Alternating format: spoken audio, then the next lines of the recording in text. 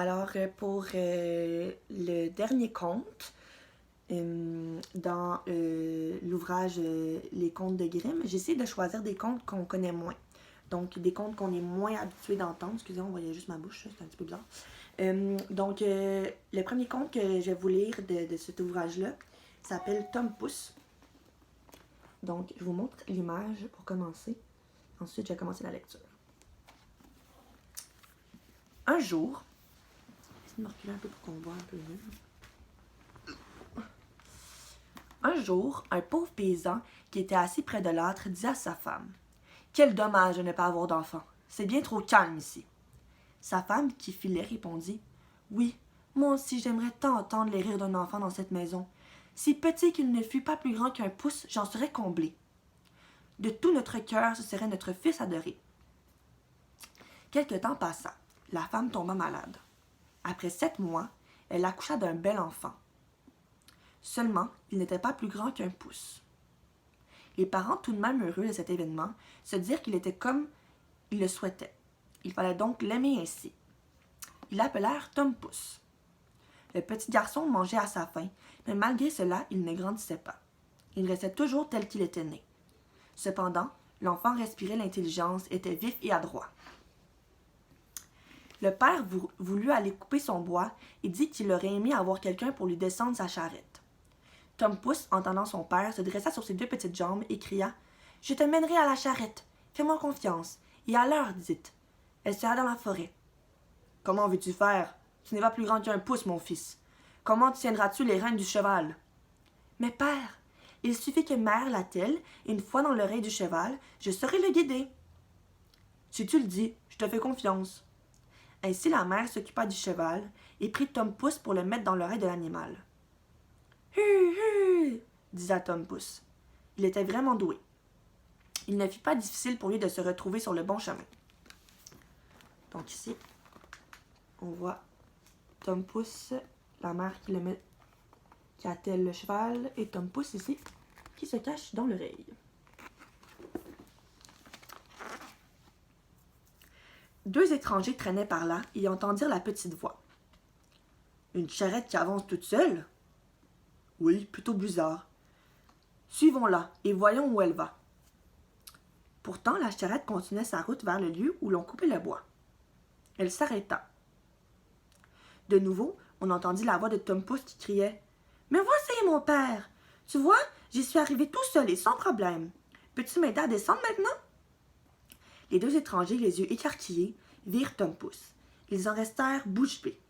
Cependant, l'un des 2 hommes se rapprocha de son comparse. Il lui chuchota: « Tu imagines l'argent que nous pourrions gagner en le montrant dans la grande ville? » S'avançant vers le père, les 2 hommes lui posèrent cette question. « Combien vends-tu ce petit homme? »« Pour rien au monde, je ne vendrai mon fils, voyons. » Tom Pouce, qui était sur l'épaule de son père, lui murmura à l'oreille: « Père, vends-moi ces hommes, j'arriverai à revenir à la maison. » Le père céda alors son fils en échange d'une belle pièce d'or. Donc, on voit ici qu'il essaie de conclure un marché. Tom Pouce dans la main du père.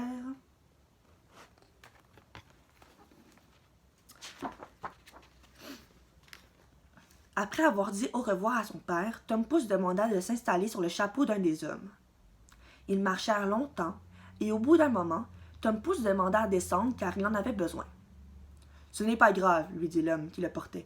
« Tu peux te soulager sur mon chapeau. Les oiseaux le font bien quelquefois. » Mais Tom Pouce insista. « Non, non, non, s'il vous plaît, faites-moi descendre. » Profitant de la crédulité de l'homme, qui avait déjà la tête penchée, Tom Pouce en profita pour s'échapper. Il se mit à crier à la barbe des 2 hommes. « Continuez votre chemin sans moi, et bien le bonsoir! » Il se faufila vite dans un trou de souris. Irrités de l'espièglerie de Tom Pouce, les 2 hommes se précipitèrent vers le trou, plongèrent un bâton. Peine perdue. Tom Pouce était déjà bien loin. Tandis que les 2 étrangers rentraient bredouille, Tom Pouce sortit de son trou. Conscient qu'il était dangereux pour lui de se déplacer la nuit, il préféra ne pas aller plus loin et se réfugia dans une coquille d'escargot vide. Prêt à s'endormir, Tom Pouce entendit 2 autres hommes.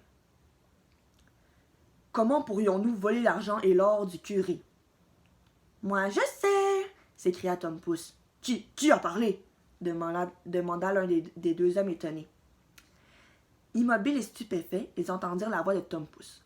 « Écoutez-moi, moi je sais comment faire. »« Mais où es-tu? »« Penchez-vous et vous arriverez bien à me retrouver. » Effectivement, les deux hommes le trouvèrent et le soulevèrent au plus près de leur visage. « Surprenant petit homme! Comment peux-tu prétendre nous aider? »« Il suffit que je me glisse dans la chambre du curé et je vous passerai tout ce que vous voulez. » Donc ici, ces images-là, on voit une grande forêt. Et ici, on voit, je ne sais pas si vous voyez, Tom Pouce dans la petite coquille d'escargot.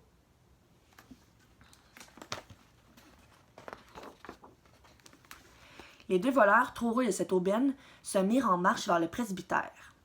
Arrivés devant, ils posèrent Tom Pouce, qui se glissa à travers les barreaux. Il cria « Dois-je prendre tout ce qu'il y a ici? Mais tais-toi donc, tu vas réveiller toute la maisonnée. » Tom Pouce feignit de ne rien entendre et cria de nouveau « Comment? Dois-je prendre tout ce qu'il y a ici? » La cuisinière, qui dormait juste à côté, entendit sa voix. Se dressant dans son lit, elle écouta encore. En chuchotant, les deux voleurs demandèrent à Tom Pouce. « Sois gentil, donne-nous quelque chose. » Alors Tom Pouce cria encore plus fort. « Tenez-vous prêts, je vais tout vous donner. » Plus de doute, la cuisinière avait bien entendu. Elle se leva. Les voleurs s'enfuirent à toutes jambes, une lumière à la main. La cuisinière ne trouva rien, sûrement un drôle de rêve. Elle alla se recoucher.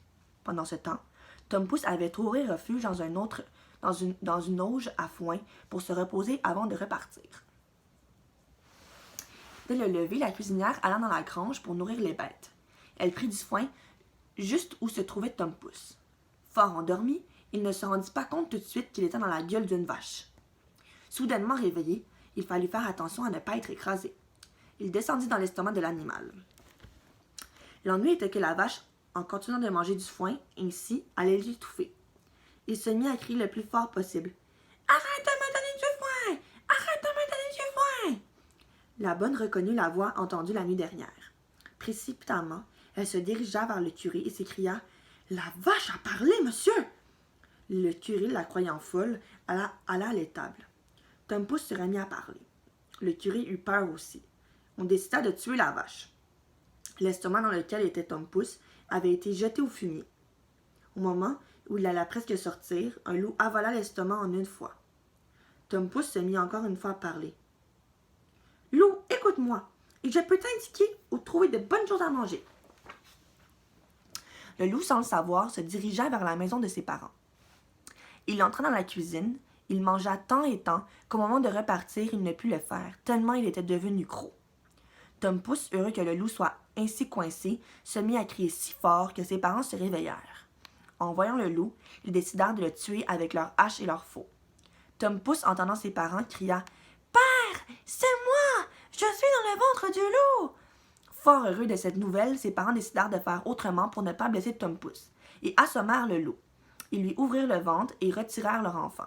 « Ah, dit le père, dans quel malheur nous étions de ne plus avoir de tes nouvelles. Où étais-tu passé? »« Père, je suis passé par un trou de souris, dans la panse d'une vache et dans le ventre d'un loup. Alors maintenant, je reste avec vous. Et nous ne te vendrons pour plus rien au monde. » Tom Pouce, vêtu de nouveaux habits, se joignit à ses parents pour partager un bon repas. Et voilà comment se termine l'histoire. Je ne sais pas si je vous avais montré les images avec le curé. Ça, c'est les voleurs.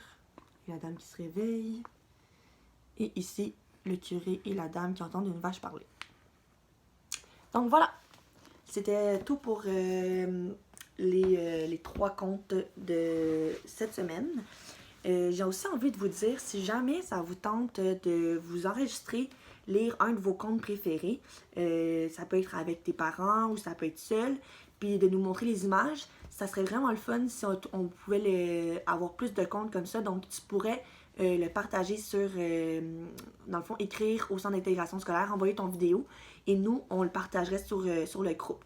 Donc comme ça pourrait être vraiment le fun, on pourrait avoir accès à plein d'histoires ensemble.